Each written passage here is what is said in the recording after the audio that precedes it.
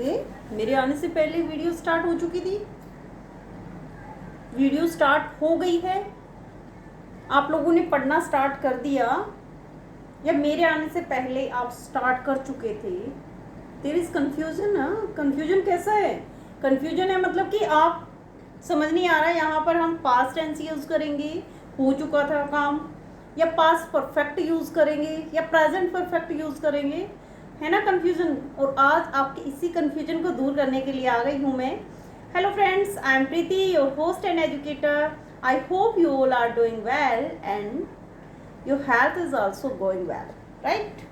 Yes, आज जो है हम टॉपिक लेकर आए हैं पास्ट इंडेफिनिट, जो कि हम प्रीवियस वीडियो में कर रहे थे। पास्ट टेंस हमने कंप्लीट किया था, पास्ट इंडेफिनिट, राइट?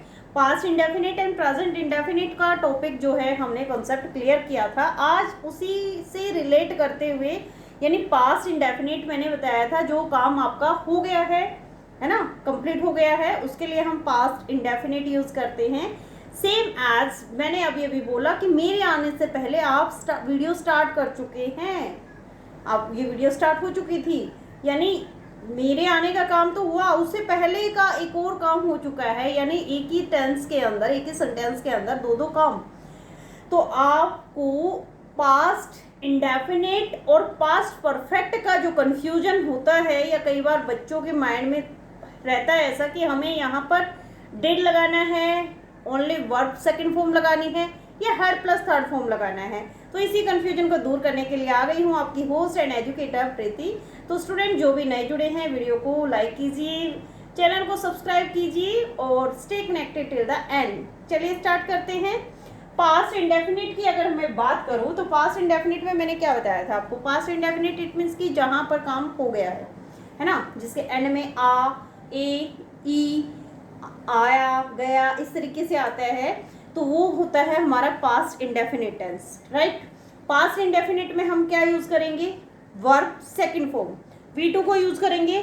और मैंने आपको बोला था कि स्पेशली अगर क्वेश्चन राइटिंग की बात की जाए तो जहां पर जिस भी क्वेश्चन में आपको डिड मिल जाए, डिड जिस भी क्वेश्चन, मोस्ट ऑफ क्वेश्चंस में आता है how did he go there, तो जहां पर आपको किसी भी क्वेश्चन में डिड आ जाता है तो वहां आप वर्ब सेकंड फॉर्म लिखेंगे, या फिर उसी कंसेप्ट के अकॉर्डिंग आप हेड प्लस थर्ड फॉर्म भी लिखेंगे। वो कैसे लिखेंगे और कैसे, कहाँ पर आपको रिमेंबर रखना है कि हमें वर्ब सेकंड फॉर्म यूज करनी है या head plus third form use करना है, आज उसी कंसेप्ट को जो है हम क्लियर करेंगे।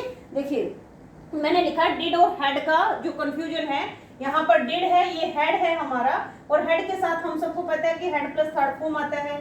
डिड के साथ हम, वैसे तो ये क्या कर दिया, सारी इंक लगा दी गई।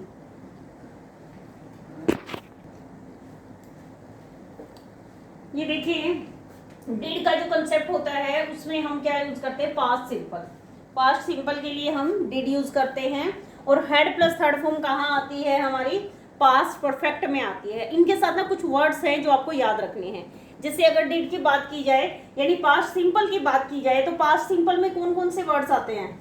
ज्यादातर आपने देखा है कि पास्ट सिंपल के अंदर आपको यस्टरडे, है ना, और लास्ट वीक, एगो, जैसे my servant left the job last week, ऐसा इस तरीके से सेंटेंस आते हैं ना। We went there yesterday. तो पास्ट सिंपल की अगर हम बात करें तो वहां पर आपको मिलेगा यस्टरडे या लास्ट वीक, एगो, इस तरीके से टाइम ड्यूरेशन के लिए, जहां पर हम डिड लगाते हैं और डिड के साथ आता है हमारा फर्स्ट फॉर्म। जैसे अगर मैंने सेंटेंस लिखा है मैंने अपना काम किया, मैंने अपना काम किया, I did my work, right? मैंने अपना काम किया, आई डिड माई वर्क। इसी को नेगेटिव में अगर हम लिखेंगे I didn't do my work. अब ये आप मत सोचिए कि यहाँ पर भी डिड आया है, यहाँ पर डू आ गया, तो ये जो डिड है ये हमारा वर्ब सेकंड फॉर्म है, हेल्पिंग वर्ब नहीं है। I didn't do my work, यहाँ पर फर्स्ट डिड आ गया तो इसके साथ हमने V1 लगाया है। ये I didn't do my work, इसी का इंट्रोगेटिव बनाते हुए डिड को आगे लेकर आएंगे, हेल्पिंग वर्ब आगे आती है तो इंट्रोगेटिव बन जाता है, did I do my work. अब नेक्स्ट जैसे मैंने लिखा आई हैव टाइम, किसी के पास समय है तो वो यही बोलेगा आई हैव टाइम। तो आई हैव टाइम, हैव क्या है? ये वर्ब की सेकंड फॉर्म है, हैज, हैव, ठीक है, हैव, और थर्ड फॉर्म क्या बनेगी? हेड बन जाएगी। आई डिडंट हैव टाइम, यहाँ पर ये क्या है, I didn't have time, I didn't have time, यहाँ पर जो है ये क्या आ गया, डिड, हेल्पिंग वर्ब आ गई और ये हमारी मेन वर्ब बन गई। आई हैड नो टाइम, यहाँ पर क्या बन गया, ये पास्ट परफेक्ट बना दिया हमने, आई हैड नो टाइम। अब इनका कंसेप्ट कैसे समझ में आएगा कि थोड़ा सा कंफ्यूजन रहता है माइंड में कि अगर मान लो कहीं पे यस्टरडे मिल जाता है, लास्ट वीक मिल जाता है, लास्ट डे मिल जाता है, ये लास्ट ईयर मिल जाता है, एगो मिल जाता है, तो वहाँ पर हमने ठीक है पास्ट सिंपल यूज़ किया। लेकिन पास्ट परफेक्ट और सिंपल में क्या डिफरेंस है? देखिए पास्ट सिंपल क्या होता है, जहाँ पर जैसे I lived there, I lived in Delhi, I lived in new Delhi in that year, कोई भी आप लिख सकते हैं कि मैं वो काम पहले करता था, अब नहीं है वो, फिनिश्ड, जस्ट फिनिश्ड, हो चुका है, यानी मैं दिल्ली में रहता था, आई लिव्ड दिल्ली इन 2015, तो वो क्या है कि आप 2015 में रहते थे, अभी नहीं है, रिसेंटली का काम नहीं है, तो आपने क्या लिखा, आई लिव्ड इन न्यू दिल्ली, तो लिव्ड क्या आ गया यहाँ पर, सेकंड फॉर्म आ गया। अगर हम बात करें पास्ट परफेक्ट की, तो पास्ट परफेक्ट में आपको कुछ एडवर्ब याद रखनी है, वेंट, ये है वेंट, आफ्टर, बिफोर, इस तरीके की जो एडवर्ब आती है ना, ये किस लिए आती है, क्योंकि यहाँ पर आपको दो एक्टिविटी यानी दो वर्ब, दो क्रियाएं एक साथ मिलेंगी, दो क्लोजेस एक साथ मिलेंगी, और रीजन इज दैट कि आपको वहां पर एक ही सेंटेंस में व्हेन, आफ्टर और बिफोर से कनेक्ट मिलेगा, यानी एक जो है आपकी हेड प्लस थर्ड फॉर्म आती है और एक वर्ब सेकंड फॉर्म आती है। देखिए यहाँ मैंने एग्जांपल लिखा, आई had done my work before you came. अब यहाँ पर आई हैड डन क्या है, ये हमारा पास्ट परफेक्ट है, past perfect, I had done my work before you came, ये सेकंड फॉर्म आ गया, बिफोर यू केम।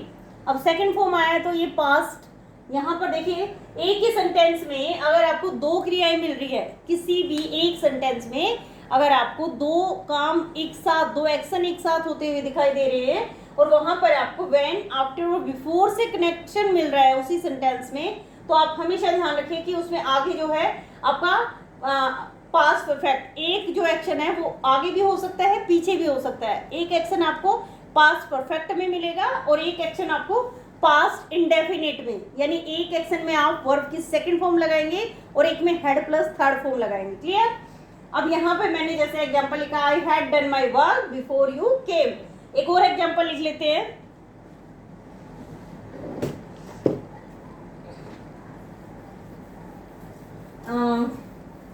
मुझे आज भी याद है, बचपन का रीड किया हुआ, द पेसेंट हैड डाइड, है ना, the patient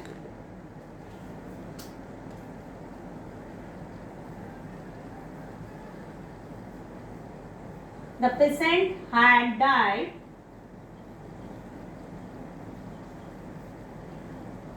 before the doctor came.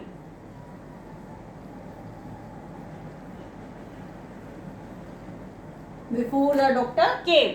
अब ये देखिए यहाँ पर द पेशेंट हैड डाइड, ये क्या आ गया हमारा, head plus third form, head plus third form किस में आता है, पास्ट परफेक्ट में आता है, और यहाँ पर बिफोर क्या है, ये एडवर्ब आ गई। तो मैंने क्या बताया आपको कि एडवर्ब से पहले आपका हेड प्लस थर्ड फॉर्म और बाद में V2, केम इज V2, ये क्या है हमारा पास्ट सिंपल है वहां पर, तो आगे आपने पास्ट परफेक्ट लगाया है, पीछे पास्ट सिंपल लगाया है। ध्यान रखिएगा, ये जो मैंने अभी बताई है एडवर्ब, बिफोर, आफ्टर, व्हेन, इस तरीके से जो एडवर्ब आती हैं उसमें आपको एक साथ टू एक्शन मिलेंगे पास्ट परफेक्ट में, कि एक एक्शन जो है वो दूसरे एक्शन से पहले हो चुका था। जैसे मैंने यहाँ एग्जांपल लिखा, डिड यू हेल्प हिम, ये क्या है, डिड यू हेल्प हिम, क्या तुमने उसकी सहायता की, हैड यू हेल्प हिम, क्या डिफरेंस है दोनों में, देखिए डिड यू हेल्प हिम क्या है, पास्ट इंट्रोगेटिव, पास्ट सिंपल का इंट्रोगेटिव है डिड यू हेल्प हिम, और हैड यू हेल्प हिम क्या आप उसकी सहायता कर चुके थे, हैड यू हेल्प हिम, ये हमारा पास्ट परफेक्ट का इंट्रोगेटिव है। तो ये ध्यान रखिएगा कि दोनों में डिफरेंस क्या है। अभी जो है कंसेप्ट क्लियर किया, आपने कि पास्ट परफेक्ट में जो है एक साथ दो एक्शन आते हैं, हैड डन आता है, कोई भी जैसे I had done my exercises when Rahul came to me, है ना, when Rahul came to see me, या कुछ भी ऐसा लिख सकते हो। She told me his name after he had left, she told me his name after he had left. और क्या एग्जाम्पल लिख सकते हैं, जैसे you had not prepared for the examination till the last hour, है ना। तो ये सब क्या है, एग्जाम्पल ऑफ पास्ट परफेक्ट। और पास्ट परफेक्ट में मेन क्लोज जो है पास्ट इंडेफिनिट टेंस में मिलेगी आपको, और दूसरी जो है पास्ट परफेक्ट टेंस के अंदर, यानी जो मेन क्लोज है वो पास्ट इंडेफिनिट में और सेकंड जो है पास्ट परफेक्ट में मिलेगी। ये क्लियर है। तो आज के वीडियो में इतना ही करेंगे कि हमने जो है आज सीखा है पास्ट इंडेफिनिट और पास्ट परफेक्ट में डिफरेंस। रीजन इज दैट कि मैं आपको इसको लंबा नहीं कर रही हूँ, क्योंकि मोस्ट ऑफ द जो क्वेश्चन के आंसर राइट करते हैं ना हम, वो पास्ट में आते हैं, और पास्ट जब हम लिखते हैं तो वहां पर कंफ्यूजन बच्चों का यही रहता है कि पास्ट इंडेफिनिट और पास्ट परफेक्ट को कैसे लिखा जाता है। और सेम एज आप जब रिपोर्ट राइटिंग लिखते हैं तो रिपोर्ट राइटिंग का जो कंसेप्ट आता है, यानी जो राइटिंग स्किल आती है, उसमें भी ध्यान रखिएगा कभी भी आप जो है प्रेजेंट या कॉन्टिन्यूस यूज नहीं करेंगे, आपको पास्ट सिंपल या फिर पास्ट परफेक्ट में लिखना है। क्लियर।